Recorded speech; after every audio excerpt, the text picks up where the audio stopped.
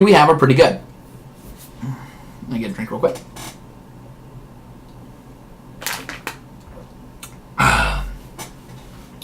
Alright, so we're starting off here with Flare Drone. 1 black, red, Eldrazi Drone, 3/1, first strike. That's good. Whenever another colorless creature enters the battlefield under your control, target opponent loses 1 life. That's powerful. It's a good offensive card attacking. It's a good offensive card when you're just kind of... 1 second, guys. Yeah. It's a good offensive card or damaging card even when you're just sitting there and waiting. So, Flare Drone's kind of doing double duty on offense in that it's pinging away as the game progresses or attacking in aggressively. That said, it is a 2-color card. All the 2-color cards are going to be rated lower because you have to dedicate to 2 of the cards. Obviously, it's a much higher pick later on in the draft when you know what's going on. So for me, it's just a C+. Mind Melter is 1 blue-black for a 2/2 devoid Eldrazi Drone. It can't be blocked. 3 in the colors. Target opponent exiles a card from his or her hand. Activate this ability only time you can cast a sorcery. It's getting in damage, which is great. It can exile cards out of people's hands. It can tear their hands up. It's another powerful card, but again, like Flare Drone, it's just getting a C+ because you're not really going to pick it first or that highly until you really know you're in those colors, in which case it will obviously be one of the best cards you can play. Void Grafter, it is 1 green-blue for a 2/4 Eldrazi Drone with Devoid and Flash. When it enters the battlefield, another target creature you control gains hexproof until end of turn. So for this one, I think this is the first one that kind of cracks into the B- range for me. Even though it is 3 colors and you are committing quite a bit to it, first and foremost, it's usually just going to get you a card. Your opponent's going to attack with a 2/2 or something, or maybe a 3/3, and you block with this and another 1/3 or a 2/4 or something like that. You can use 2 cards to make the double blocks happen. Looks like we had some sort of issue. Okay. Also, the less used but equally important ability is your opponent points a removal at one of your good creatures. You flash in Void Grafter, you counter the spell because you give a creature hexproof. So it has 2 ways to get you card advantage. I think this is usually essentially going to be a card that's 1 green-blue, flash to void, 2/4, draw a card. It's how it's going to play out a little bit more. Now we're going to go over here to Aili, the Eternal Pilgrim. White, black for a 2/3 legendary core cleric. Now, the first issue is that white-black for a 2/3 is harder to cast than it looks. Sometimes you will get it down turn 2, and it is fine. But in your white-black, it can be quite tough to get 2 specific colors of mana by turn 2. The good news is it has Death Touch, which makes up for quite a bit of that. If you play it on turn 4 or turn 3, it's still very good. 2/3 Death Touch is great, even at 2 colors. Now, there's 2 more abilities. 1, sacrifice another creature. You gain life equal to the sacrificed creature's toughness. This is an instant speed ability. You can chump block, sacrifice, gain life. Your opponent can play a removal spell against a big creature. You can sacrifice, gain life. Your opponent can try to play some sort of spell that kind of steals your creature or something you don't want to do with that creature. You can pay 1, sacrifice, gain that life. That's a good effect. Just those 2 cards, I think Aili Eternal Pilgrim would be somewhere in the low Bs to mid Bs. 1, black, white, sacrifice another creature, exile target non-land permanent, activate this ability only if you have at least 10 more life than your starting total. I think this is the least useful ability. It's very powerful, but if you're at 30 life, you're probably way ahead. The nice thing about it is, maybe they're a ramp deck or more controlling deck, and they eventually just work their way out to playing a big threat that you couldn't answer. But I think for the most part, that last ability is mostly just not there. I think it's Death Touch, being able to sacrifice creatures, being a 2/3 for 2, even if it's 2 different colors, puts Aili Eternal Pilgrim around a B. I like it. It's the kind of multicolor card I don't mind starting with. But remember, it's powerful on rate. It's not powerful just in and of itself. And I think that takes a lot away from a 2-color card because it's asking a lot more for you. Baloth Null is 4 green-black for a 4/5 zombie beast. When it enters the battlefield, return up to 2 target creatures from your graveyard to your hand. So it's potentially a 3-for-1, but at the very least, it's a 6 mana 4/5, which is great. and it'll almost always get you 1 to 2 cards. They may not always be the best. Sometimes they might be 2 bombs. For me, I think this is the kind of card that I'm willing to splash. Like we saw these other cards, I'm not splashing this. I'm not splashing this 3 mana card. I'm not splashing this 2 mana card. I'm not splashing this 3 mana card. I'm willing to splash Baloth Knoll. For me, it is a solid, I don't know if I'm at B or B minus. It is a lot of card advantage. The format is fairly slow, and it is splashable. And that's what I really like about it, is the splashable part means if I first pick a Baloth Knoll and they're up in green-blue, well, it's not too hard to get that 1 black mana and Evolving Wilds to make it very playable. As opposed to, Ali Eternal Pilgrim, who I do not want to play on turn 6. It's very hard to get down early unless I'm in specific 2 colors, and even then is no guarantee. So probably a B for me, just because of how many cards it can provide. Cliffhaven Vampire is 2 white-black for a 2/4 flying Vampire Warrior ally. I like that it's an ally. Whenever you gain life, each opponent loses 1 life. There's less life gain overall, but this is a nice additional card to it. It combos well with a lot of other stuff. Each instant makes them lose 1 life. In Two-Headed Giant, each opponent is both of them, so it drains for 2, which is a nice little bonus. So yeah, I like this. For me, I think this is probably just a C+, because the ability itself requires a little bit of work for it to be great. 4 mana for a 2/4 flying is only okay. It's good, but the fact that it's 2 colors, I expect a little bit more. And this card is fair, but I don't think it's excellent. Jiraga Auxiliary is 1 green-white for a 2/3. Elf Soldier ally. 1 green-white for a 2/3 is fine, and I can pay 4 green-white to support 2. And that's an instant suit support. You can do it every turn that you don't have anything better to do with your mana, or before combat you can just attack, and if your opponent does blocks, just throw those 1/1 counters where you want. You're not normally going to get to 12 mana, but if you do, supporting twice 2 is really cool. For me, I think this card is just another C+.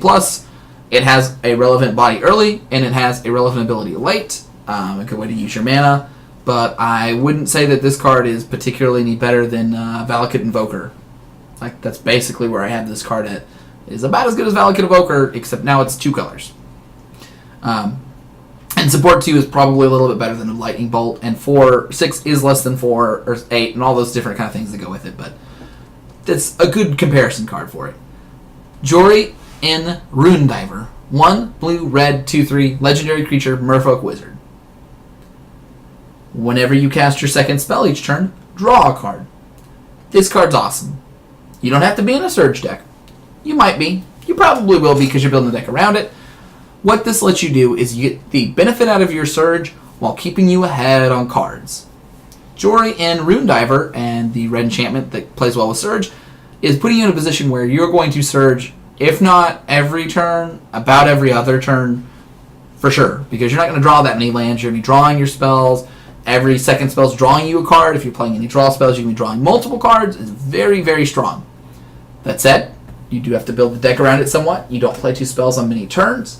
So for me, this is sort of like a very, very strong build around.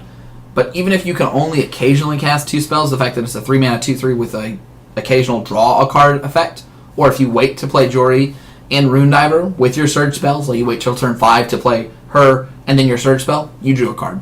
So for me, it's like a B. Or a B minus. I'm not really sure, back and forth. Very powerful card. Requires a decent bit of setup.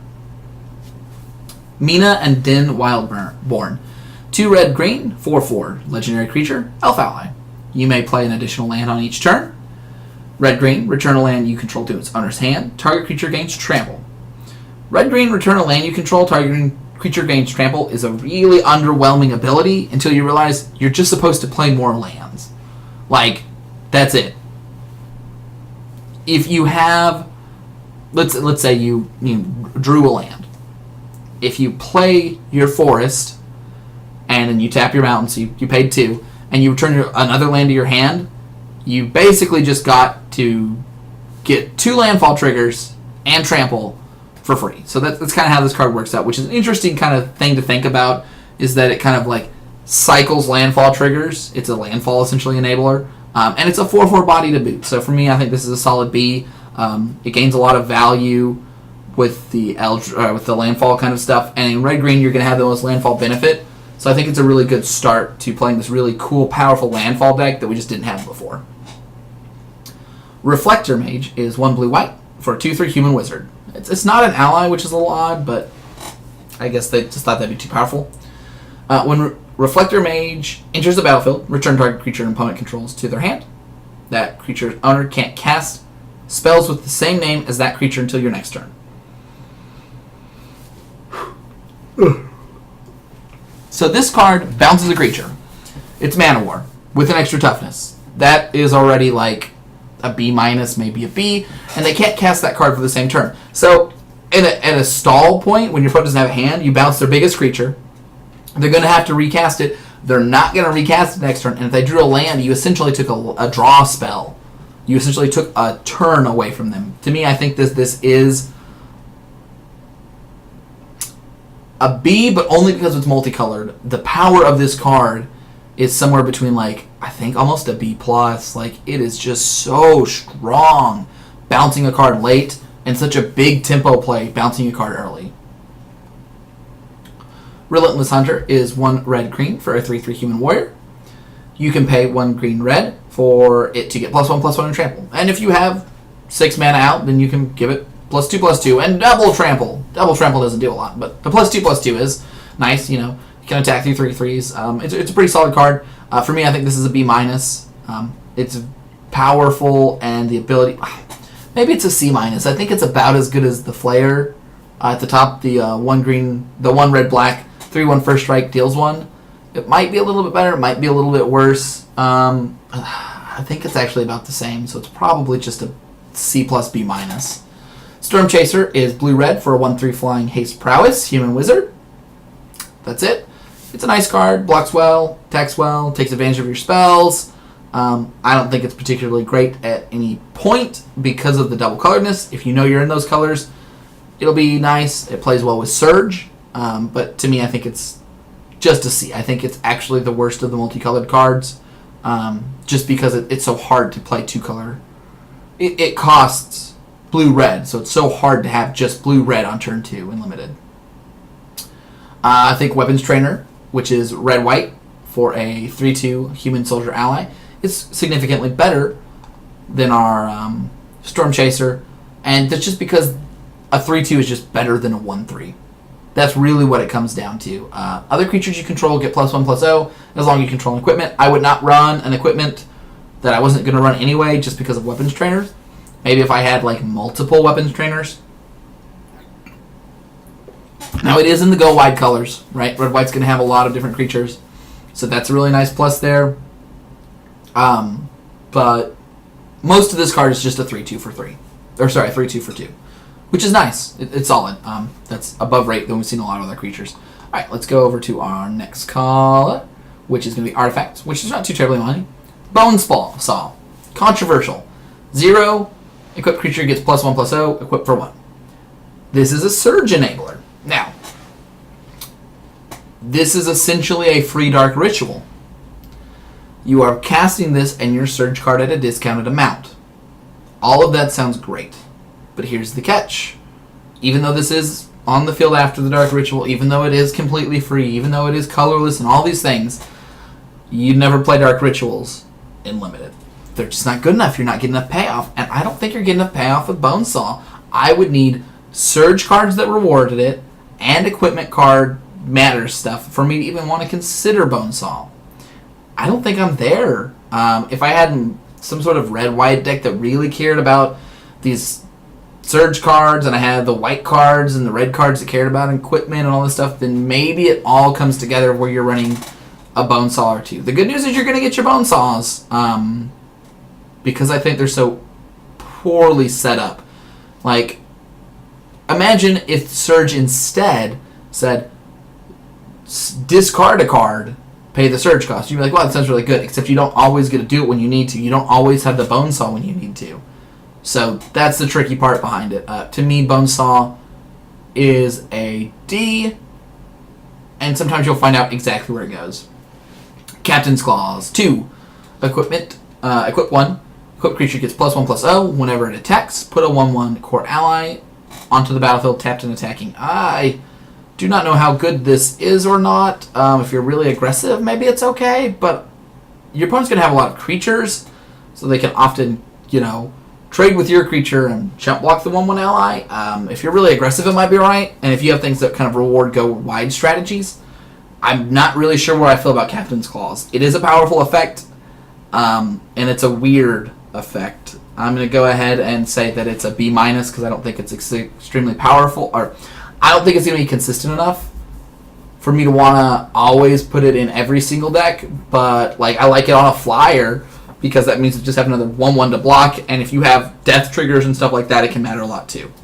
And it's an ally, so it can matter for Cohort if you get a little bit of an advantage. Chitinous Cloak, 3 to equip. Equipped creature has +2/+2 and Menace. +2/+2 effects are strong.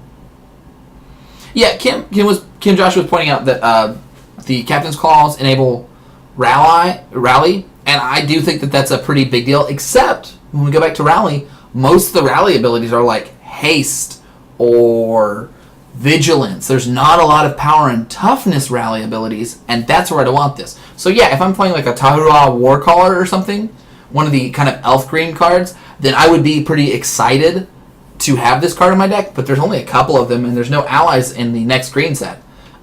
Also, Joshua, to your point about there not being elves, lore-wise, apparently most of the elves are dead, and they were the green allies. So the green allies are mostly lost. They mostly lost. There's not many of them. Like at least that's their excuse for not having any. So I think that the problem with Captain's Claws is that getting that Rally trigger's just not that great. I mean, Trample isn't that great. Vigilance doesn't help at all. Haste isn't that good. First Strike's okay. But, like, what other stuff is there? There's Double Strike. But, yeah, if you have the Rally triggers that matter, it matters a lot more. Anyway, for Chitinous Cloak, +2/+2 is the amount that I'm looking for on my equipment. The problem is I'm not looking to pay 3. Like, 3 is a lot to equip, and they're usually going to kill the first creature you try to equip to. I could run it in an aggressive deck, but I don't think I'm likely to. I don't really see it. To me, it is like a D+. I don't want to run it. I'd rather not run that equipment. Hedron Crawler, 2 for a 0/1 artifact creature construct. Tap to add colorless. I think this is a great card. I think you'll run it in decks that ramp, decks that want colorless sources, and both of those are very good. You won't run it in really aggressive decks, but even in a sort of a rampy support deck, you can make this grow.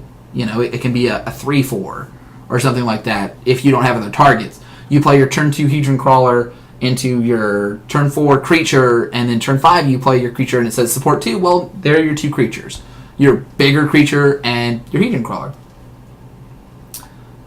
Seer's Lantern is 3, and it taps to add a colorless, and 2, and tap it to scry 1. This is a bad scry card and a decent ramp card. So if you need more mana, or colorless sorts of mana, you should play Seer's Lantern. Don't think about the scry not being that powerful. That's not what it's mostly there for. It's mostly there to get you to more mana, or get you the colorless sources you need. So if you need one of those things, I think it's going to be pretty good. I think it's going to be a middle-of-the-road pick. I think it's really just like a C overall because that is expensive ramping. It doesn't fix mana outside of colorless itself, and scrying 1 later in the game is only okay. Stoneforge Masterwork is 1 to play, 2 to equip. Equipped creature gets +1/+1 for each other creature you control that shares a type with it. This is really good in allies, and this is really good in Eldrazi. If your deck has the correct types, it can be really powerful. It's the kind of card that I would be considering to gamble on. Like, if you end up in an all-colorless deck, you're going to have all Eldrazi's. The creature's going to be huge. If you have a mostly white or red deck, you're going to have mostly allies. They're going to be good. I think it loses a lot of value if you're playing green, has a lot of creature types, or certain other decks and your creature types just don't line up right.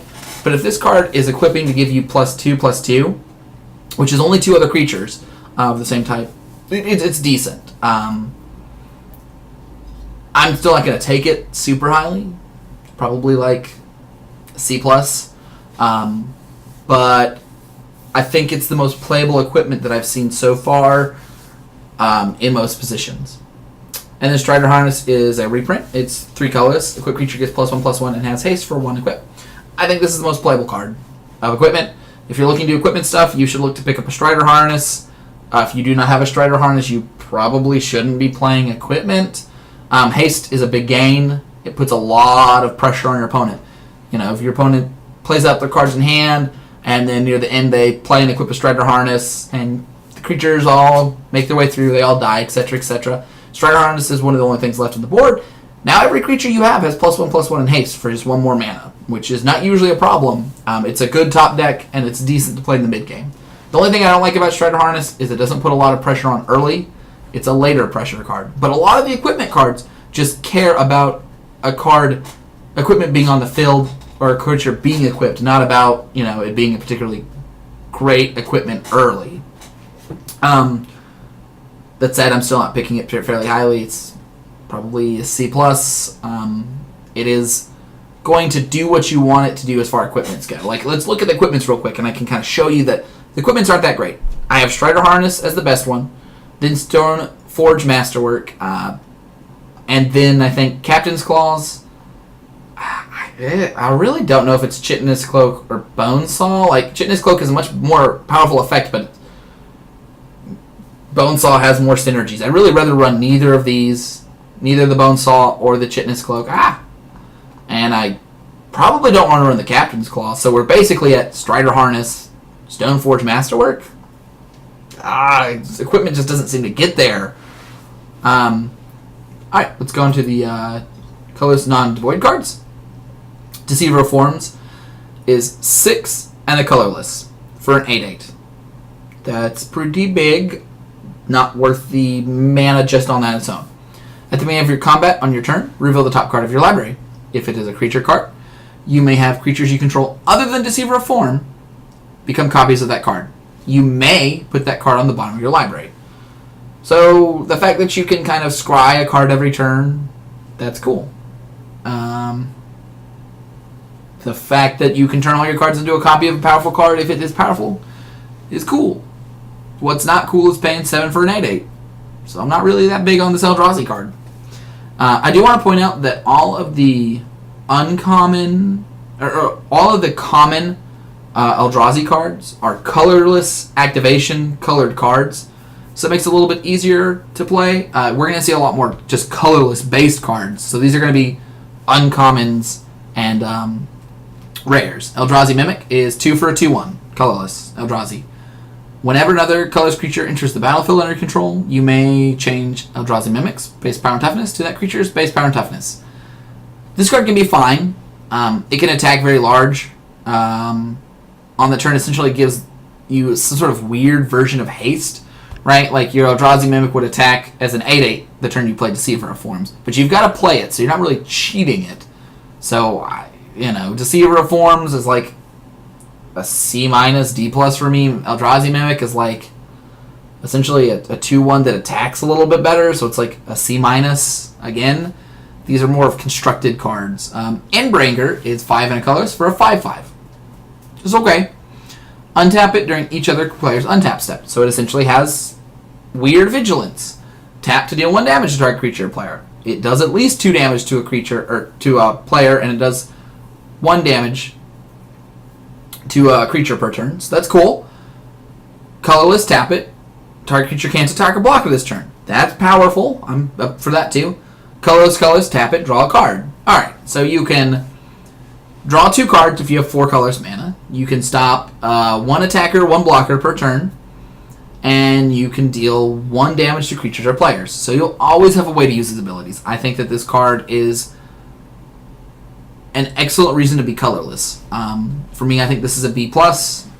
It can draw you cards if you're heavy colorless. It can always stop attackers or blockers. And it's essentially attacking for 5 and doing a 6 every turn. If for some reason you can't attack, it's still stopping whatever's stopping you from attacking, usually by tapping, or not tapping it down, but preventing attacking or blocking. So a solid B+. Endbringer is the kind of card that's going to stall the game out until you can get an advantage while giving you small advantages. Kozilek, the Great Distortion, is 8 colors for a legendary Eldrazi that is a 12/12. That's big. When you cast it, so these when cast abilities can't be countered. When you cast it, if you have less than 7 cards in hand, draw up to 7. So So if you have 0, you draw 7. If you have 1, you draw 6. If you have 7, you draw 0. It has menace, so they have to block with 2 of their creatures not to die. It's going to quickly kill their board. And you can discard a card with converted mana cost X and counter target spell with converted mana cost X. Which, that ability at first glance seems like a little bit bad, and you're like, well, how often am I going to have these things? You're going to have 7 cards in hand. You might not have the right cards. They might be able to kill your Kozilek, but there's a fairly significant chance that you could just have a card to discard to make them counter their spell. All that said, this is a 10 mana card. It is a powerful effect. If you can cast it, it'll be great. But it's like the biggest build around me. If you can cast it, you're going to win almost every game you cast it in. But it's almost impossible to cast unless you do a lot of work. So we'll just go ahead and leave it at build around, very solid. Kozilek's Pathfinder is common, and you can see that there's no colorless sign in it. It's just 6 mana of any color for a 5/5, and you can pay a colorless. Target creature can't block Kozilek's Pathfinder this turn. It's fine. Usually the single colorless will stop your opponent from having good blocks. You're going to get your 5/5 in a couple times. Usually when you the game, force them to make weird blocks. If you have multiple colors, you can basically put them into chump blocking.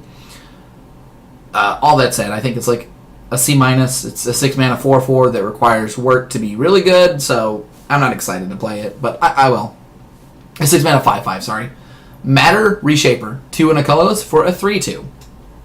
That's interesting. When it dies, reveal the top card of your library. You may put that card onto the battlefield if it's a permanent that costs 3 or less. So it just immediately puts a land or a small creature or small enchantment or artifact into play. If it's a spell that costs 3 or more, more than 3, or is not a permanent, then it just goes to your hand. So it just draws you a card or puts that card directly into play, which is pretty awesome. I think this card is pretty good. Remember, you do need to be able to play colors very consistently to play these colors cards. Like, this is no longer activate when I can do it. It is, this card is not at all usable unless I have a colorless source. So, for me, you have to think about this as a 6 color at this point, and no longer an off-color activation, which can be activated, but a card that demands that you play significant and sufficient colorless sources. And for cheaper ones like Matter Reshaper, they need to be sooner rather than later, right? You can get away with your Endbringer or your Kozilek only having 3 or 4 sources. Like, you could have 3 sources in your deck, and Endbringer would be fine. You could have, just a couple ways to make maybe like 3 or 4 sources for Kozilek, and you would probably be fine. You probably need like 6 or 7 for Matter Reshaper to be good. And that seems really hard. With that all said, I don't think you'll be able to cast Matter Reshaper often enough for it to be good. So I would not normally play it, or at least not as a 3-drop, which means I don't normally want to play it. But it's fine all the way up until like a 4 or 5. Like a 5 mana 3/2 that draws a card's fine. But that's how I'm really thinking about the card, because that's usually where you're going to get to play it. And that card's like a C. Like, it's just not that good. Reality Smasher, however, is 4 and colors for a 5/5 Trample Haste. That's good. And you only need to be able to get that first colorless mana by turn 5, which is reasonable. And it has Trample and Haste. And that card already, like a 5/5 Trample Haste for 5 is like a B. And then whenever it becomes the target of a spell an opponent controls, counter that spell unless they discard a card. So it has some form of protection. They can just discard a land, but usually they won't have a land saved when you play it on turn 5, or they will need their lands, and it's a really real threat. So Reality Smasher is a great card. For me, I think it is close to a B+. I think it's one of the best threats you can kind of just throw out there on turn 5, even as early as turn 4 if you have certain cards to kind of ramp it out with Eldrazi Scion or something, which I think is one of the main ways for you to get this colorless mana. So I would take Reality Smasher highly, and I would try to bend my deck around getting at it as early as possible because it's so hard to answer. Spatial Contortion is 1 and a colorless for an instant. It's uncommon. Target creature gets +3/-3 until end of turn. Now, this gets kind of really into the meat of it, because a 2 mana +3/-3 spell is great. I would usually play this card. If it was 1 black, then I could really push towards it.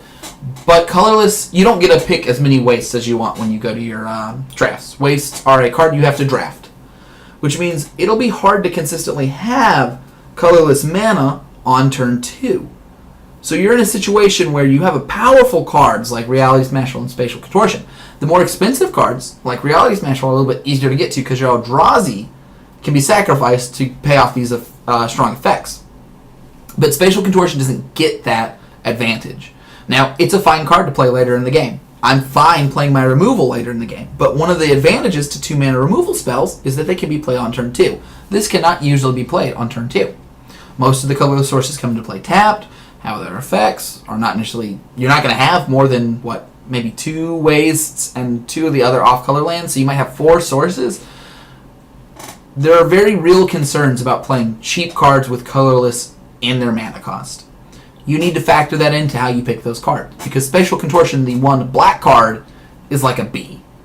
It's awesome.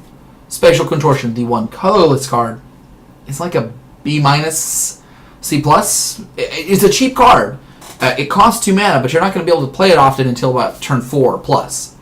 That said, being cheap and being powerful. Oh yes, Kim, Josh, you do have to draft wastes. Wastes are just like snow mana. They do not come built into the decks. It's a very interesting position to be in. But Spatial Contortion does play well with Surge, being a cheap, powerful effect that I'm willing to play later, and I'm usually going to have to play later. So that's a nice plus side to it. So C plus for that. Thought Not Seer, 3 and a colorless for 4/4. This is good because that means if I'm playing at turn 4 or turn 5, I'm getting what I want. When it enters the battlefield, target opponent reveals his or her hand. Choose an online card. Exile that card. It's a good effect. When it leaves play, target opponent draws a card. This is a good card to play earlier, to play later. I'm happy playing with turn 4 plus, and I'm setting turn 4 mentally as about when I'm going to usually have access to my first colorless mana with consistency. So Thought Not Seer is a 4/4 for 4. It's usually coming down turn 4 or 5. It removes the best card from their hand, which is often some sort of removal spell or bomb, and then it exiles it for processing effects if need be. And when it leaves, they do get a card, but a random card is much, much worse than the best card in hand in Limited. It's not like Constructed. Another interesting thing, Thought Not Seer is a little bit better in Two-Headed Giant, because let's say opponent A is the card, they have 5 cards in hand, I take the card out of their hand, or they have just 2 cards in hand, and I take the best card out of their hand. And then later Thought Not Seer dies, and one player has 4 cards in hand, and the other player has no cards, or 1 card. I can give the other opponent the more cards. They're 2 separate triggers, so you can kind of play with that a little bit. It only makes it a little bit better, but that's cool. Walker of the Wastes is 4 colorless for a 4/4 trample Eldrazi. It gets +1/+1 for each lane you control named Wastes. This comes back to you having to draft Wastes. I would not draft more Wastes because I had Walker of the Wastes. I would be running more colorless cards, and that would make me want to add the more Wastes. If you just have a single Waste, it's a 5/5 for 5 of trample, which is great. That's good. At a 4/4 for 5 for trample, it's good. I think this is a good card. For me, it's a C+, just because of the building difficulties that come with the colorless cards specifically. But it doesn't take a lot for Walker of the Wastes to be great. Remember, if you somehow manage to have multiple wastes or multiple ways to get wastes, it can come in as a 5/5, 6/6, maybe even a 7/7. Warden of Geometries is 4 for a 2/3 with Vigilance and taps to add colorless. It's a ramp card. Adding colorless is more important now, so even though it's worse than Kozilek's Channeler, not Kozilek's Channeler,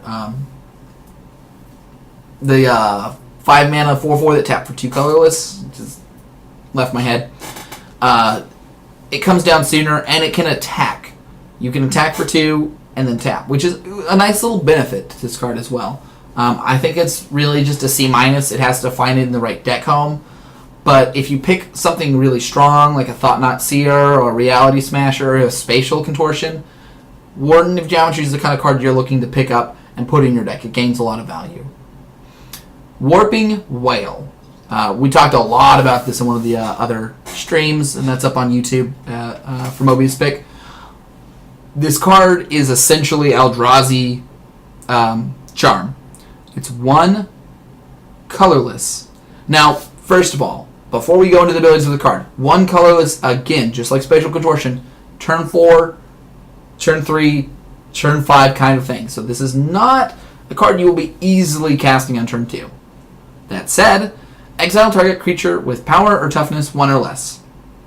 That can be good. We saw some high power cards sitting around and a couple low power cards and 1 or 2 low toughness cards. It plays well with some of the minus effects we saw in black to kind of combine Warping Well and those cards to get rid of a card. The second ability, counter target sorcery spell. Most removal is sorcery spells. Which I think makes gives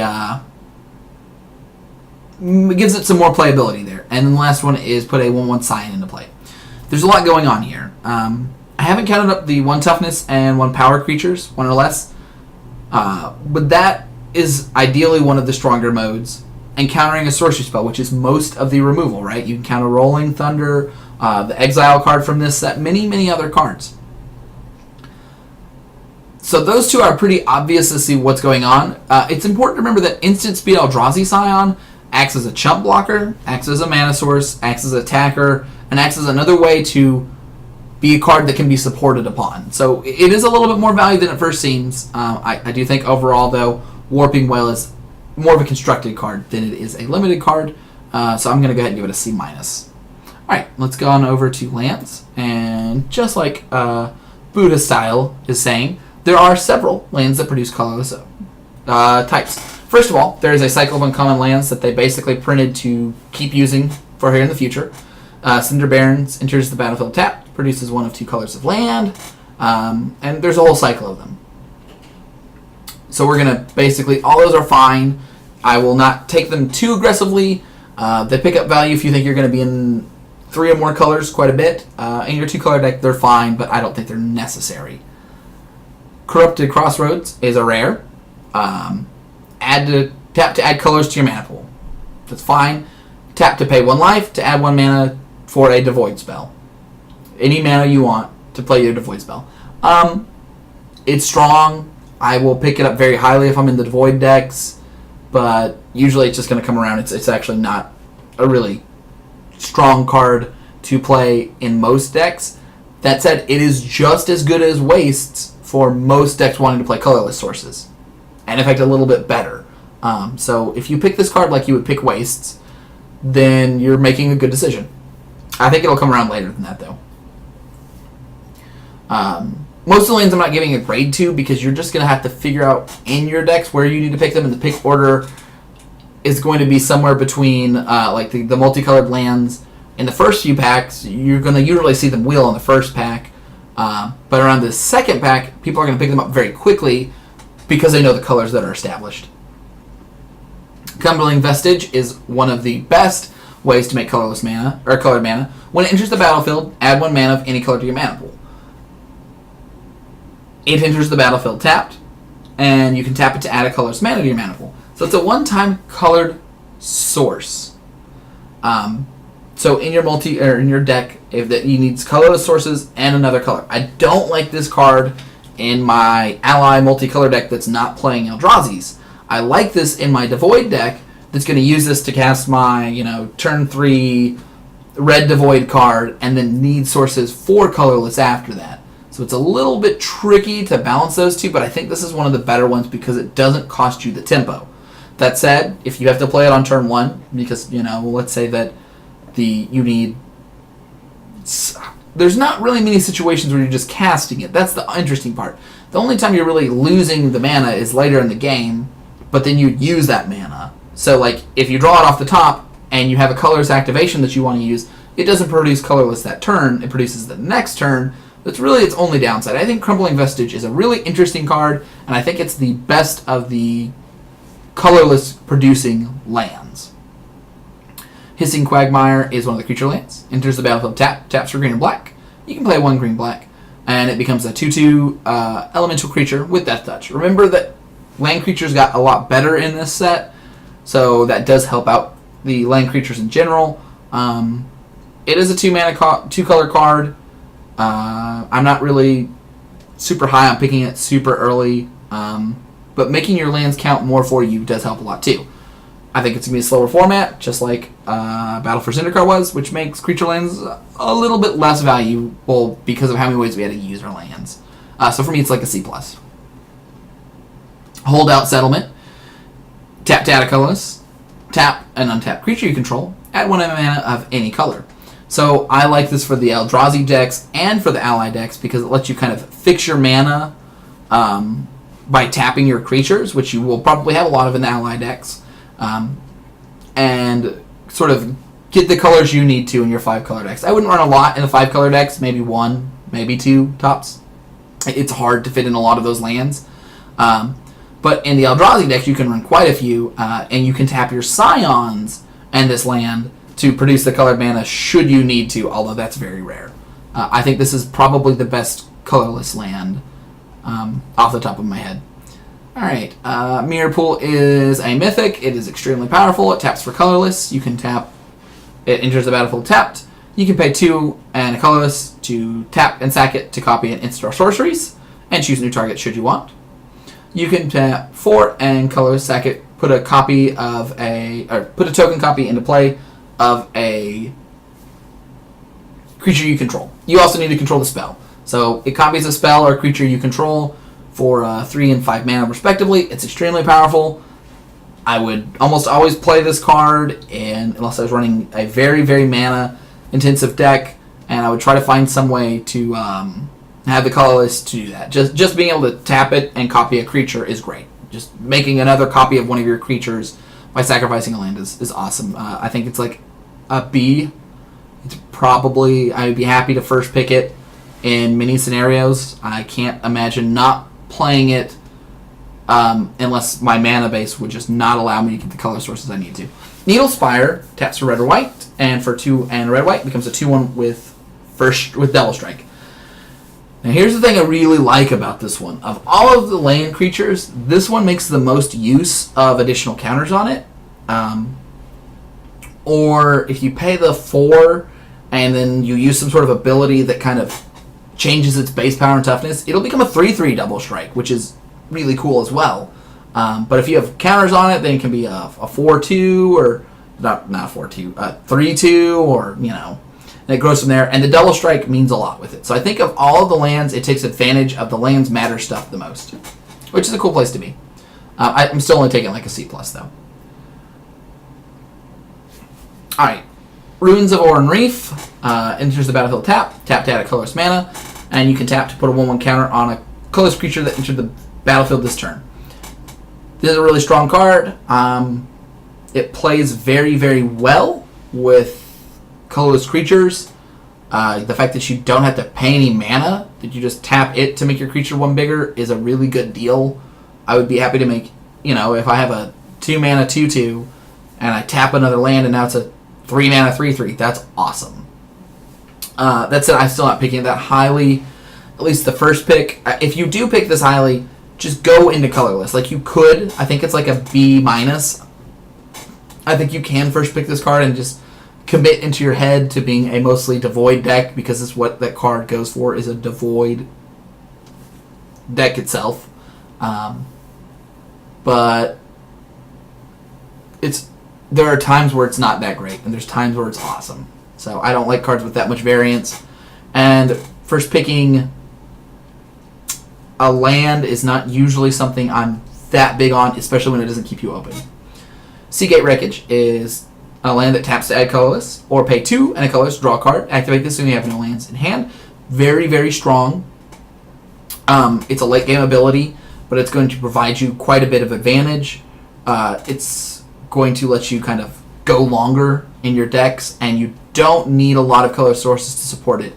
This is the kind of card that colorless card that I'd run outside of a colorless deck, and then maybe include a couple of the colorless multicolored lands to keep it going. Maybe I run a second holdout settlement that I had not thought about running, just so that I can play the Seagate Wreckage, just because it's so good so late. I think that this card is like a B- as well. All right, more of the 2-color lands. And Unknown Shores it's close if Unknown Shores or Ally Settlement Camp is better. They both tap for the colorless, and one of them, this one, requires you to pay 1 and tap it to add a mana. The other one requires a creature. It just depends. This one means that you're not a land ahead. You're essentially using one of your lands to filter. The other one requires you to have a creature. They're both quite good. I think they're both very runnable as well. Alright, and this brings us to our last little bit. Wandering Fumarole. It's the blue-black main land, or creature land, and it enters the battlefield tapped. You can pay 2 for a blue-red, and it becomes a 1/4 elemental creature, and you can pay 0 to switch its power and toughness until end of turn. You can do that as many times as you want. So you can attack with your 1/4, your opponent blocks or whatever. If they don't block, you can switch it over and hit them for 4. When your opponent attacks with a creature, you can do the same things. And remember that if it gets supported, that the counters basically stay the same way. It becomes a 2/5 or a 5/2. You can't really change it up in weird ways. If you have something, like let's say you have the card that gives +2/+0, if your creature becomes a 3/4, then it switches between a 3/4 and a 4/3, back and forth. That effect already sets on it. You can switch it in response to the card before it finishes resolving, but it only gets the power boost once, and then you can turn that into a toughness boost. Also, if your opponent goes to switch that card, that is immediately when you activate it. So let's say that you had a card that said deal... Let's say that they made it a 4/1 and they tried to switch it back, or they were going to do something. You want to cast it with that ability on the stack so that when they no matter how it resolves, their card dies. So if it's a 1/4 and they activate the 0 ability to make a 4/1, then you play your burn spell. And no matter how many times they reactivate that spell, at the end of it, you will do 1 damage, and then they will swap over to a 4/1 and that creature will die. Alright, and then there's wastes. I think with things like Unknown Shores, Holdout Settlement, and Unknown Shores, and way up here with Crumbling Vestige, that you don't have to particularly choose the waste too high. And Brad is here at the very end of the stream, so that wraps us up for this exactly as he came into the screen. We always try to wrap up right when Brad gets here. Yep, it's a good plan. So the whole set itself, what I would say is that the power level is black, I think, is the best color, followed by red. And then white, blue, and green kind of compete somewhere in the middle. I think the green is on the lower end, but still very playable. And that colorless cards are a real color. You have to commit to them. You can't just assume that they're going to be good enough on their own, that you're going to have these colorless sources. If you're going to pick up colorless cards, you need to prioritize colorless lands. There's essentially 4 of them at common, including the wastes. And that's going to wrap us up for this. I'm going to take a short break. We'll probably be back in about 20 minutes to talk about the modern, standard, legacy, and possibly vintage, although legacy and vintage are a little bit more iffy. But there are some modern standard cards that are very important in this. We're going to talk about the ones we think are pretty powerful, and specifically we're going to go into a lot of detail on some of the colorless cards. A lot of these cards are extremely powerful for older formats. Alright guys, thanks for joining us for Mobius Pick.